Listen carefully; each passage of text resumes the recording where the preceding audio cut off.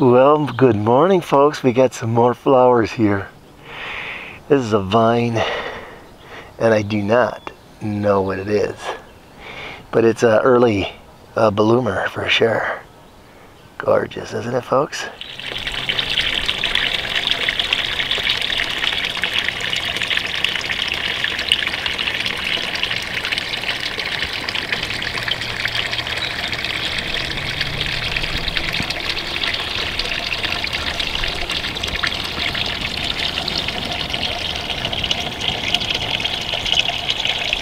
Just thought I'd show you the pineapple plant. I gave it a shot of that calcium carbide just last week because the other stuff was getting old. It wasn't doing its job, so hopefully I get some flowering here. You can see in there, you can see the damage. It's not damage, but it's you get this calcium carbide, you get this white stuff that forms on the thing. Just clean it up a little bit if you don't like it. No big deal. But anyways, that's what I'm trying to do. I did it with this one too as well. And you can see, yeah, we'll have to wait and see here. Now about 3 weeks we should see something. So folks, I'm in the painting process right now, and this is one of the eaves, and you can see the eaves here. You can see there's some darkness from staining from the wood, and you can see this stain right here. And I use 2 coats of this, 2 coats of stain from Home Depot, and it didn't cover it. So what I'm going to do is I'm going to take some Elmer's glue and put it over the top of that as a sealer, and then I'll be able to paint over the top of that, and that should block it. Stain blocker. So if they always tell you that the stain is a stain blocker, well, they're wrong, because it doesn't work. Just, that's proof right there. So folks, I think this worked out pretty good. I used Elmer's glue over the top of the stain, and then I put another stain over the top of that coat of glue. So I would just, you can see over here, I would put the glue on that brown board first, and then go at your stain. So there's your stain blocker. It works. But any stain, or anybody that tells you a primer is going to knock your stains back, you can forget it. It don't work. The only way to do it is Elmer's glue. So there you have it, folks. See you later. Bye. Well, folks, this they call this Tanglefoot. It's just a sticky substance. You probably could use Vaseline and it would work. Look at it, it's catching all the bugs. These are the critters. Look at that, spiders, you name it, flies. Anyways, this is supposed to protect my apple tree. So we'll see if this is the answer or not. But what you do is you wrap your tree with cling wrap. Then you see that band there of Tanglefoot. You wrap that all the way around the trunk of your tree, and then that will take care of those bad boys. At least it contains them for coddling moth. So anyways, I hope this at least reduces the apple scabs and the, you know, bad apple, just bad apples, you know, wormy apples we're trying to avoid. So anyways, folks, I hope you enjoy that tip of the day.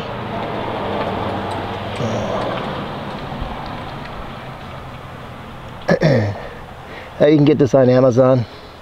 They call it Tanglefoot. They were out of it, so I had to get something else. About the same stuff though. Yeah, I just use Vaseline, throw it on there. I think it would work the same way. They get stuck in their tracks. See you later. Yeah, here are my cuttings. These are what I do to mass produce. I clone plants, and you can see that obviously they're all different species here. I got an aspen there, I got a pineapple that just ain't gonna make it, and I got some oregano, and I got, you know, I just got a little of everything here. I got a bush here, and yeah, so over here is the cloning though. I got, you can see the 3 on the left, top left there, been cloned. And then I got also here, my neighbor gave me it is a fig tree.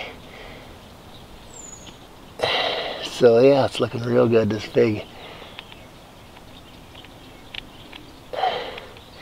And yeah, but these guys here, they were cloned, and they're gonna go in the front by the road to blend in with the lavender. So there you have it, folks. Cuttings. Get used to saving you some money there.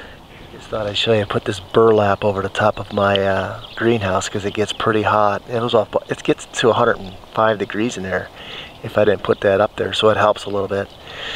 And yeah, you'll see a lot of people using that to keep your temperature down in your greenhouses.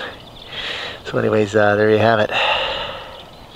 Well, folks, the peppers are really starting to come together now. So they did take a little, I think they had a little bit of transplants shock at the most, that's my guess. And then, you know, obviously the sun is pretty intense at first when they do the transplant, but yeah, they're looking pretty good. You can see the new shoots on there. So yeah, I would say with the the heat wave, that has really helped a lot in getting these guys off to a better start. So you can see, yes, it's looking great. And then yeah, tomato plants are looking good.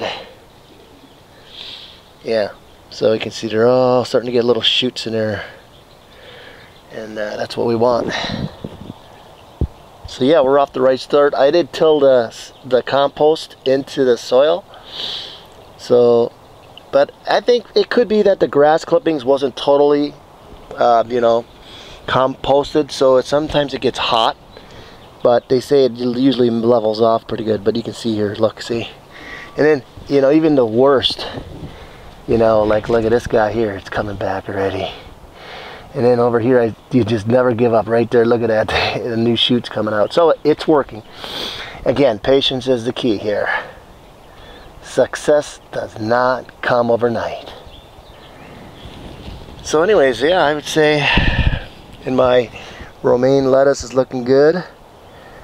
Ooh yeah, it's looking real good. And this is my Better Boy intermediate, so that baby's gonna crawl to the top. So we're seeing some pretty good growth. This is 1 week's action. And yeah, looking good. I did cut some curly parsley the other day. And I was telling you about these heat domes, as you can see here. I just use these to protect the bugs, right? It works really effective. Look, I'll show you what we got here.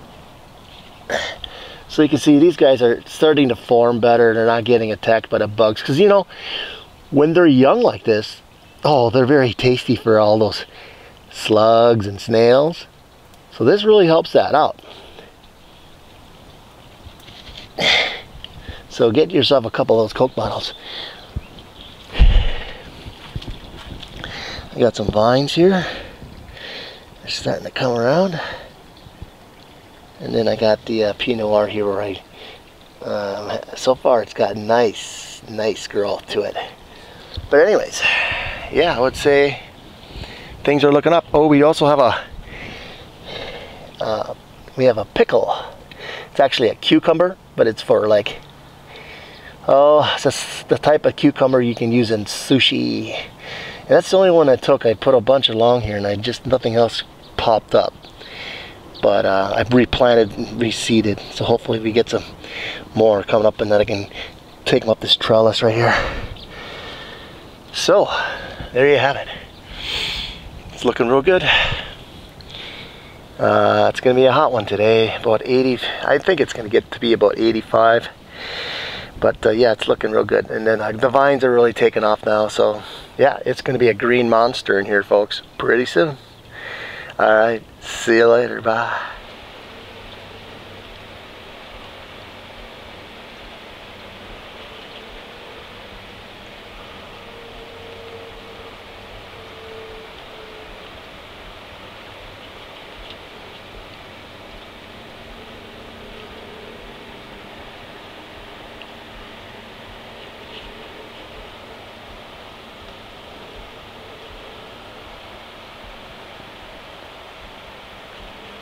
It is May 15th, and things are starting to cook here now. We have a string of 80-degree days today, the last couple days here, and it's going to be that way all this coming up week. So that's really good to get everything a good start, you know. So my greenhouse here is just starting to take off. Plants are all looking good. They're all green, and they're getting new shoots, so that's what's important. My vineyard's looking real good, and there's shoots about 3 to 4 inches already right now, so that's really good, because last year we didn't have any, we didn't have a good heat spell until June 21st, so that set everything way behind. So this year, hopefully, that gives it catapults it to a new level. So anyways, yeah, it's looking great. It's been hot out, and I like it that way. That's what I like. I got a shade cloth on this greenhouse because it's over 100 degrees in here right now. The shade cloth does a couple things. It does take the temperature down a little bit. The other thing is you don't get that sunburn or sun scale on your leaves of your, say, your new plants. So, you know, the shade cloth will come in handy. Get an 80% or something like this. All I got is burlap. It's something I had laying around, so I just use this burlap, and it seems to be working pretty good. I really don't have adequate cross ventilation. I mean, I have this fan right here. That's it. It's a homemade fan I made, but this solar greenhouse is going to be, there's going to be another one built right next door here. I want to, my plan is to put a sauna in there, and then somehow filter some of that heat into the rest of the greenhouse, so that I can kind of have supplemental heat all year long, and I can enjoy the sauna to sweat out the bad, you know, all the bad stuff out of you and make you feel good again, you know. So that's a plan anyways. This place, or this greenhouse, is starting to get, it's getting old. The plastic's been on for over 5 years, so, which has held up very well. It's from Amazon.com, and yeah, hey, can't complain about that. Like I said, I had to do quite a bit of trial and error before I figured out exactly how it would withstand the wind. So, but yeah, it's all good. It's all good. But yeah, as you can see, that this fan here is not adequate enough to get cross ventilation. And I got the door open, obviously, in the greenhouse, but this needs to be a bigger hole, right, to get it out, or a fan that has more CFMs, so cubic feet per minute of air. So that's really what needs to be done. But anyways, I'm very, very happy with the early start of the heat. It's May, and lots of times it doesn't warm up here till July 4th, believe it or not. But this year, maybe it's going to be finally summer early. So that's all. Well, folks, that's a wrap for this week. We will get you some more information here in the next couple weeks here, and when I get more progress of the growth, as we see some big growth here, I will get you another video. In the meantime, I still got to work on getting that Cancun footage to you.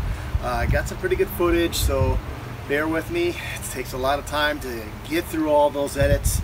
Make sure you clean them up good before I do upload them to YouTube. So anyways, we'll see you later. Adios, amigos. Next there. No, I really that second one. For blue?